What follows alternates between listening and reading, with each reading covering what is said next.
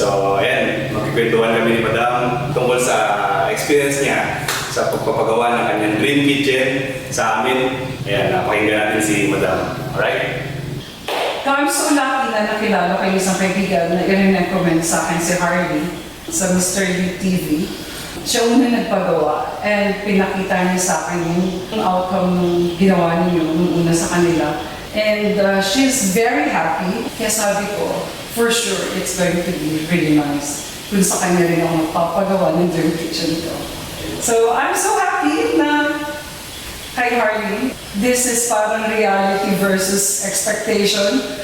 Beyond the expectation na nakuha ko. Hindi lang reality, beyond the expectation. Talagang hindi ako tumitigil-lumiti kanina pa. Wala na. Parang pumasok ako, talagang hindi ko matanggal yung ngiti ko. Parang, totoo ba ito? Parang ang galing. I mean, it's so professional. And wala akong naging problema sa inyo. Thank you. Ang bilis-bilis ng transaction natin, ano? Nagpakita ka lang ng layout, and we come up with this design. Tapos, everything's parang napaka-smooth. Walang naging problema, dumating kayo on the day na sinabi ninyo. After 4 days, bumalik ako, tapos na. Wow, parang magic lang. I mean, this is worth the price talaga. I mean, kasi kung isipin mo, for lifetime ko lang magagamit to, or 20 years, for the price I pay, sulit na sulit na yun. I'm sure, sulit. Hindi ako nagkamali. I mean, I'm so happy. Thank you, Harley. And thank you sa mga workers, and they're very nice, guys. Very professional si Harley at mga tao niya. And they're very respectful. Iniwan ko sila dito sa bahay. Tapos bumalik na lang ako nung matapos na. And yet, everything's prepared lahat. Yeah, I'm so thankful. We can be trusted yung mga tao.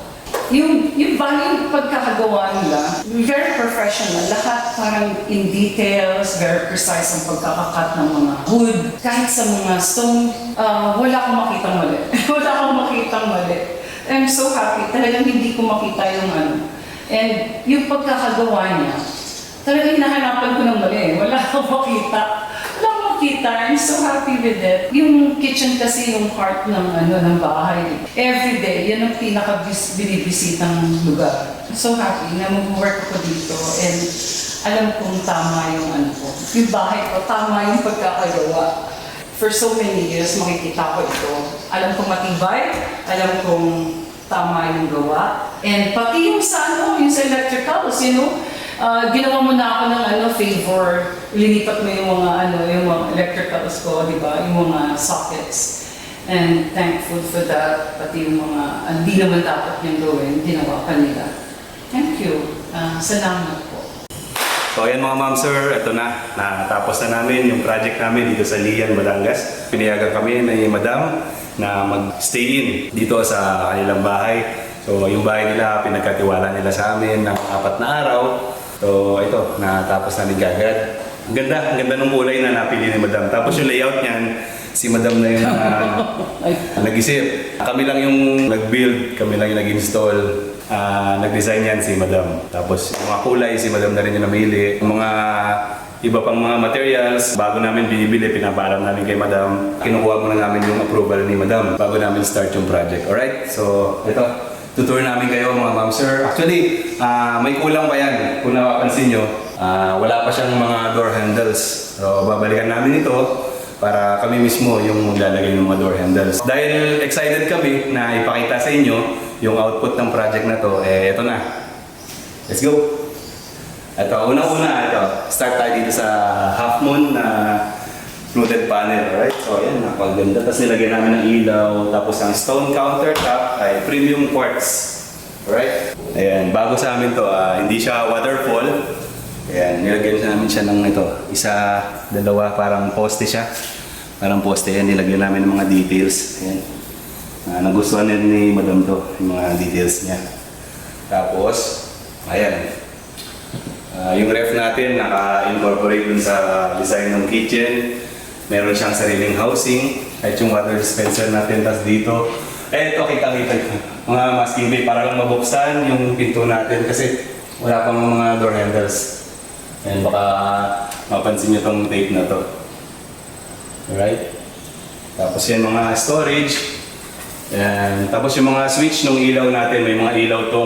Itong mga display natin, display cabinet. Nandito yung switch niya mga ma'am sir. Yan. Hidden. Yan. Hidden touch.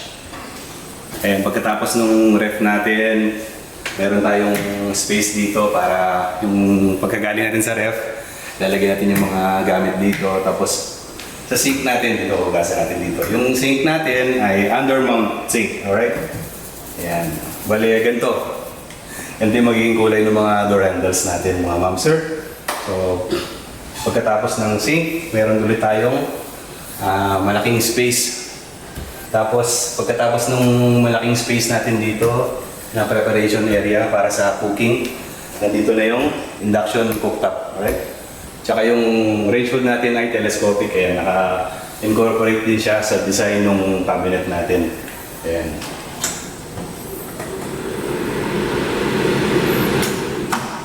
Tapos, ayan, silipin natin yung loob ng cabinet ng range hood.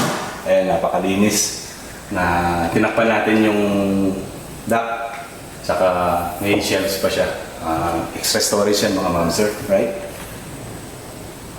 So ayan mga ma'am sir, so hindi na namin masyadong i-discuss yung mga details nung ating kitchen. Bali, babalik pa kami para ikabit yung mga door handles.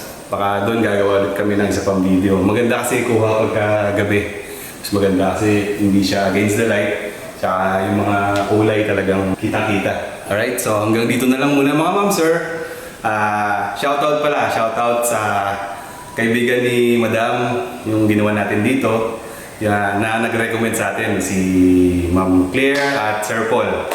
Maraming salamat sir. Ayan, si Ma'am Claire at si Sir Paul, ginawa din natin ng kitchen yan. Nirecommend tayo dito sa Lian, Batangas kay Madam para gawin din yung kanilang dream kitchen. Kaya naman kung naghahanap kayo ng gagawa ng inyong dream kitchen, paki-message lang po kami sa aming Facebook page, Mr. Lee TV. Tapos yung Viber namin, lalagay namin dito, pa-flash namin dito mga ma'am sir, para pwede nyo kaming tawagan, i-Viber nyo kami, pag-usapan natin yung dream kitchen nyo. Alright? So hanggang dito na lang muna mga ma'am sir. Salamat sa inyong panonood, salamat at umabot kayo sa part ng video na to. Alright, hanggang sa muli. Paalam!